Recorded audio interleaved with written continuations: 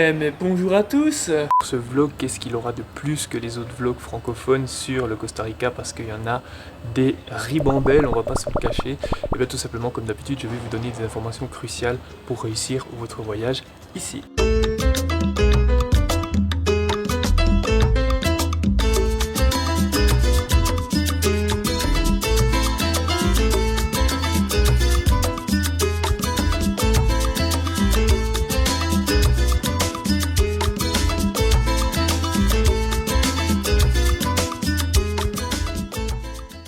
Et c'est parti pour le jour 2, donc là on est à La Fortuna et du coup on est dans la jungle et on regarde un petit peu ce qui s'y passe à gauche à droite.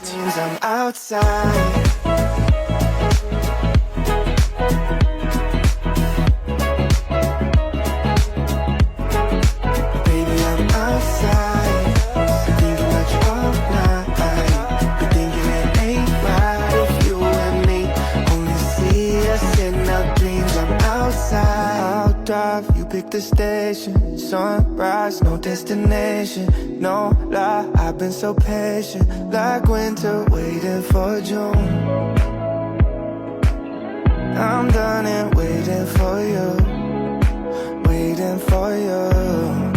Baby, I'm outside, been thinking about you all night, been thinking it ain't right if you and me only see us in our dreams. I'm outside, been thinking about you all night, been thinking it ain't right if you and me only see us in our dreams. I'm outside.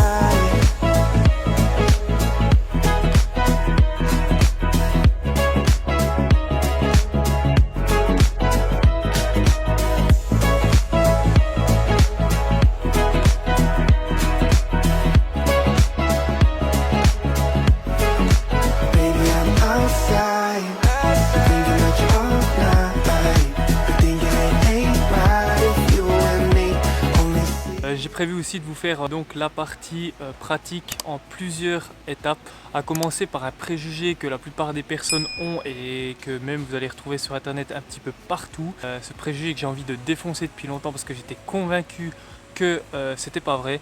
Le 4x4 au Costa Rica n'est absolument pas indispensable, mais vraiment pas. Genre vous pouvez y aller même avec une petite Fiat 500, ça passe. Tous les points d'intérêt principaux, tous les trucs qu'il y a à voir et qui sont vraiment importants à voir, il y a soit du goudron, soit des chemins en cailloux qui sont de bonne qualité, pour autant que vous rouliez gentiment et que vous rouliez avec un petit peu de capacité, c'est-à-dire en réfléchissant et en observant, parce que des fois vous avez des chevaux, des fois vous avez des animaux sauvages qui passent la route, des fois vous avez des gros nids de poules, mais non, le 4x4 n'est pas indispensable au Costa Rica. Nous on s'en est très bien sorti sans et on continue à très bien s'en sortir sans. Ok. Qui est des assurances, là il vous faut vous méfier, il y a une assurance qui est obligatoire au Costa Rica. Je vous mettrai le nom de cette assurance là, comme ça vous saurez qu'il faut que vous la preniez, parce que sinon ça va vous faire une petite surprise une fois que vous allez arriver. Pour la caution, faites très attention, les cautions ils prennent des cautions de malades ici, genre j'ai jamais vu un pays prendre des cautions pareilles. Ils prennent des cautions qui peuvent aller jusqu'à 3000 $. Maintenant c'est parti pour la plage et la suite des conseils viendront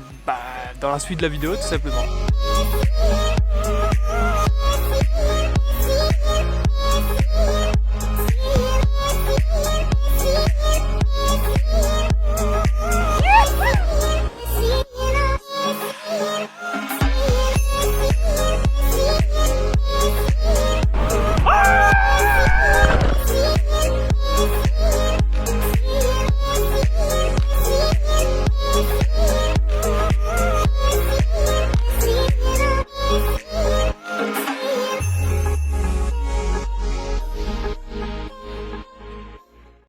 Voilà, la plage c'est fini et on se retrouve ici dans notre petit Airbnb à Monteverde.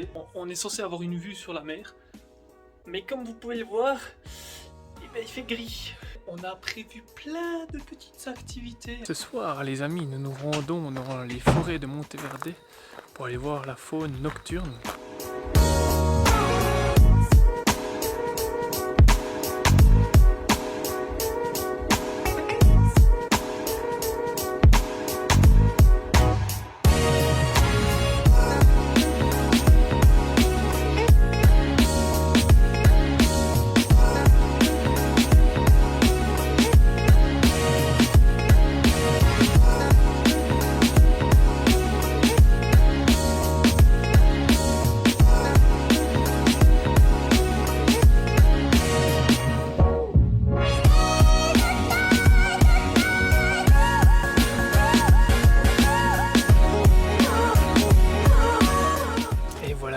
Aujourd'hui, je suis devant le parc d'aventure de la plus longue tyrolienne d'Amérique latine.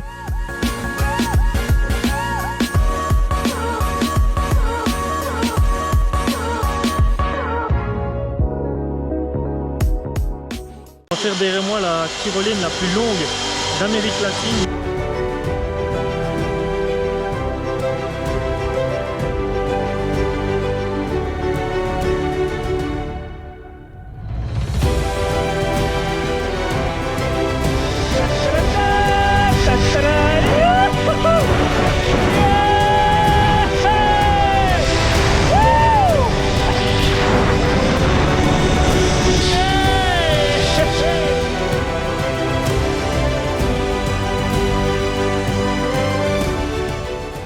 On est aujourd'hui au parc Manuel Antonio et puis je vais profiter aussi de vous faire directement la partie pratique pour tout ce qui est activité ici au Costa Rica. Parmi les dizaines et les dizaines de pays que j'ai fait, c'est le pays le plus mercantile que je connaisse. Genre vous paierez pour tout, ou presque tout. Ça va être ultra dur de trouver une marche à faire gratuitement même, sauf si vraiment vous faites une marche où il n'y a aucun point d'intérêt particulier.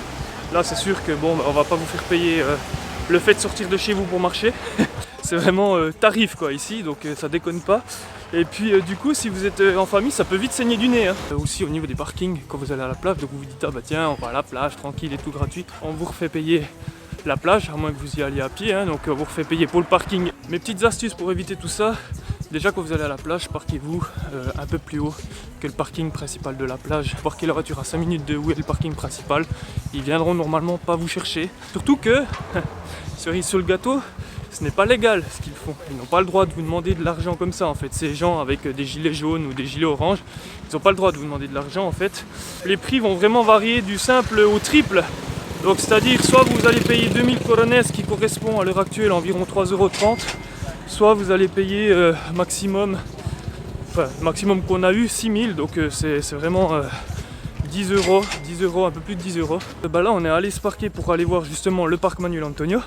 Et en allant se parquer, là tout coup il y avait tous des gars au milieu de la route, mais vraiment au milieu de la route, vous ne pouviez pas aller plus loin. Et puis comme des cons on a dit que oui on allait au parc Manuel Antonio parce qu'ils nous ont demandé si on allait. Alors premier conseil par principe, à chaque fois qu'on vous demande si vous allez à une plage, si vous allez à un parc, si vous allez à un truc, dites non. Dites non parce que sachez qu'il y aura toujours de la place derrière, sachez qu'il y aura toujours une solution moins chère derrière. Là on a payé 6000 pour venir au parc et normalement le prix pour toute la journée avec parking surveillé et tout ça c'est 3000. Faut aussi dire ici qu'au Costa Rica ils jouent beaucoup sur la sécurité alors que c'est un des pays les plus safe d'Amérique latine.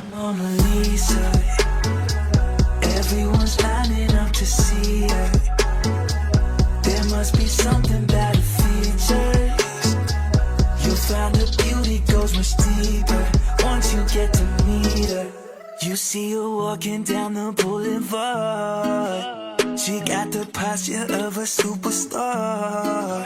She looks so fly in those Gucci slides. Yeah, yeah, I wonder. Les activités, il y en a certaines, il faut réserver impérativement, ok? Donc renseignez-vous bien avant. Souvent c'est sur des sites différents. J'ai même pas un site particulier à vous donner. Donc vous tapez le nom de votre activité, vous regardez et vous verrez s'il faut réserver ou pas. Bien souvent il y a des numéros WhatsApp où vous pouvez leur écrire pour savoir s'il faut réserver ou pas. Aussi si ça vous fait chier de rechercher l'information. Ça c'est la file sans les billets internet. Et ça c'est la file avec les billets internet, il y a une dizaine de personnes. Pour ce qui est donc de l'alimentation, au Costa Rica l'alimentation ce sera des prix, un peu des prix comme en France hein, finalement. Faut pas vous attendre à faire beaucoup d'économies sur la bouffe. Vous pourrez trouver genre des empanadas ou des trucs comme ça pour moins cher.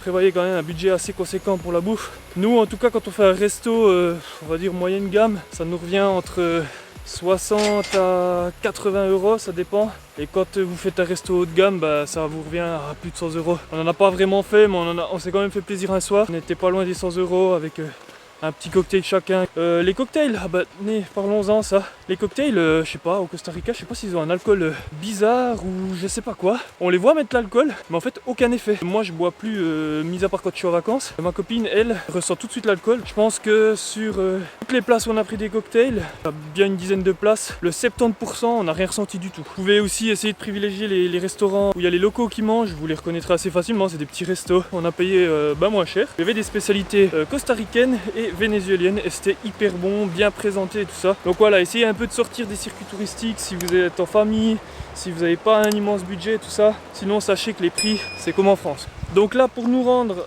à la cascade de Noyaka, il nous faut donc marcher 4 km aller, 4 km retour. Pour autant que nous on a une voiture, donc on a pu se déplacer jusqu'au parking. Sinon si vous partez depuis la réception, c'est 6 km aller, 6 km retour. Vous avez 3 formules différentes. La première c'est à 10 $, la deuxième à 28 et la troisième à 38 si je me trompe pas. Donc avec la première là vous marchez. Si vous prenez la formule avec un aller en marchant et un retour, c'est des petits bus 4x4 quoi qui viennent vous chercher à la cascade et puis qui vous ramènent en haut. Et sinon vous avez le 338 qui là vous fait l'aller-retour, donc vous marchez pas du tout et il vous fait l'aller-retour depuis l'office. Nous on a pris la variante à pied et puis en plus de ça on a dû payer le parking pour notre bagnole qui était de 4 $, donc environ 3,50 € quoi. Voilà.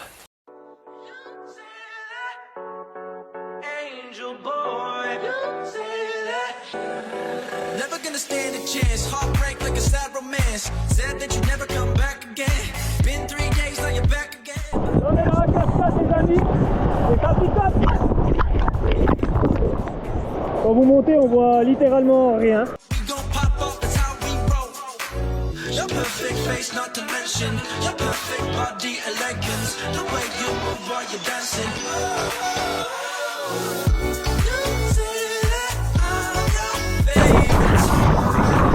J'ai pas pu vous faire l'intro du programme d'aujourd'hui, donc je vous le fais à l'outro. Voilà, donc en fait on est allé voir les baleines aujourd'hui. Je vous mettrai dans quelle réserve naturelle. On a aussi vu des dauphins, c'était magnifique. Je vous laisse donc profiter des images maintenant.